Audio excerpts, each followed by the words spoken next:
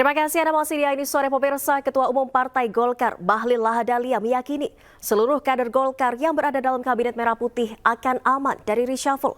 Menurut Bahlil, kader Golkar yang kini menjabat sebagai menteri memiliki kualitas yang telah diketahui Presiden dan mendukung pemerintah secara penuh.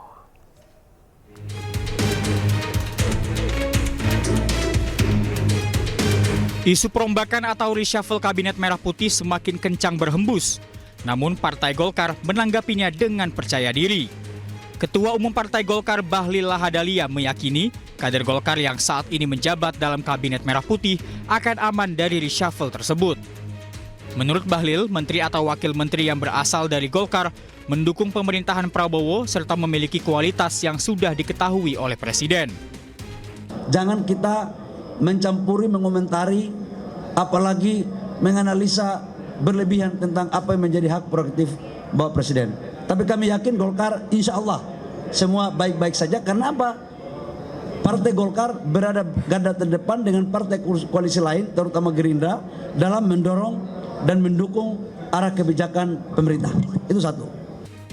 Usai 100 hari kerja pemerintahan, Presiden Prabowo tiba-tiba menyebut reshuffle kabinet.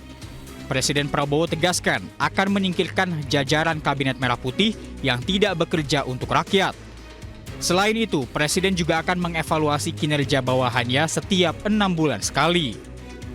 Kita ingin rakyat menuntut pemerintah yang bersih, yang benar, yang bekerja dengan benar.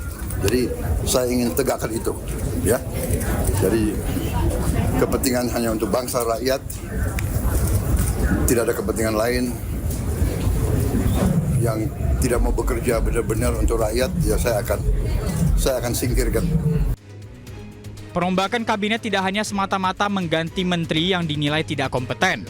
Namun menurut Presiden Prabowo, pergantian ini juga sebagai upaya membangun pemerintah yang bersih dan bebas dari penyelewengan serta korupsi.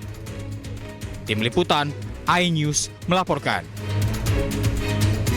Pemirsa, pihak Istana menjelaskan terkait pemblokiran anggaran pembangunan Ibu Kota Negara atau IKN oleh Kementerian Keuangan.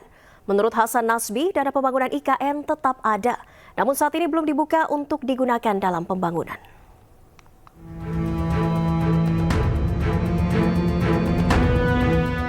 Pihak Istana buka suara terkait pemblokiran anggaran pembangunan Ibu Kota Negara oleh Kementerian Keuangan. Kepala Kantor Komunikasi Kepresidenan Republik Indonesia, Hasan Nasbi menjelaskan, dana pembangunan IKN tetap ada, namun saat ini belum dibuka untuk digunakan dalam pembangunan. Lebih jauh, Hasan menjelaskan bahwa Presiden Prabowo akan memenuhi janjinya untuk membangun IKN hingga 5 tahun ke depan. Kalau diblokir itu kan bukan berarti anggarannya nggak ada kan? Anggarannya belum dibuka. Jadi anggaran IKN itu ada di otorita IKN, ada di Kementerian. Anggaran pembangunan IKN itu ada yang di Kementerian PU, ada yang di otorita IKN. Yang jelas komitmen dari Presiden kan berapa hari lalu sudah disampaikan oleh Menko Infrastruktur kan, bahwa selama 5 tahun ke depan Presiden punya komitmen untuk meneruskan pembangunan IKN dengan biaya yang sudah disebutkan. Kalau tidak salah itu 48 triliun komitmen selama 5 tahun ke depan. Pemblokiran anggaran proyek IKN saat ini ramai menjadi perbincangan. Masyarakat mengaitkan pemblokiran anggaran terkait dengan instruksi Presiden mengenai efisiensi penggunaan dana APBN dan APBD.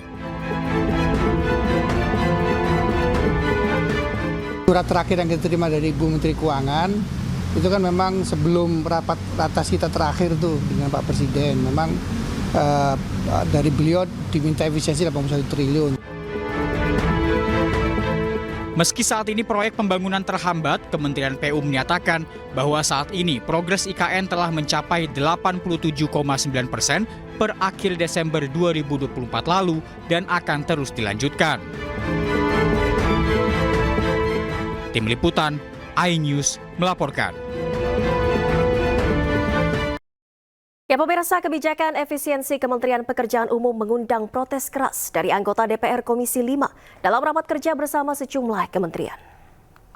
Bapak Ibu hadirin yang kami hormati, sebagaimana instruksi Presiden Republik Indonesia nomor 1 tahun 2025 tentang efisiensi belanja dalam pelaksanaan anggaran pendapatan dan belanja negara pendapatan dan belanja daerah tahun anggaran 2025, maka seluruh menteri dan pimpinan lembaga diarahkan untuk melakukan identifikasi rencana efisiensi belanja sesuai besaran yang ditetapkan oleh Menteri Keuangan. Yang kedua adalah mengidentifikasi rencana efisiensi meliputi belanja operasional dan non-operasional, terdiri atas belanja operasional perkantoran, pemeliharaan, perjalanan dinas, bantuan pemerintah, pembangunan infrastruktur, serta pengadaan peralatan mesin. Ya, ini emang harus kita setujui ya. Karena memang nggak masuk di akal. 63 km 1 tahun. Jalan, kita mau bangun apa?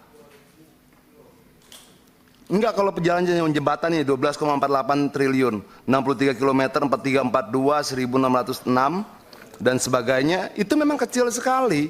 Jadi pimpinan, mau kita putar-putar ya nggak bakal dapat dapilnya.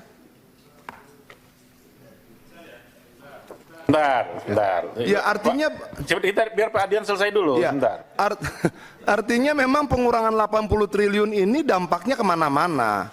Tapi kalau sebagai menteri siap mengambil tanggung jawab terhadap, misalnya kita bicara kalau sumber daya air ini 10,7 triliun.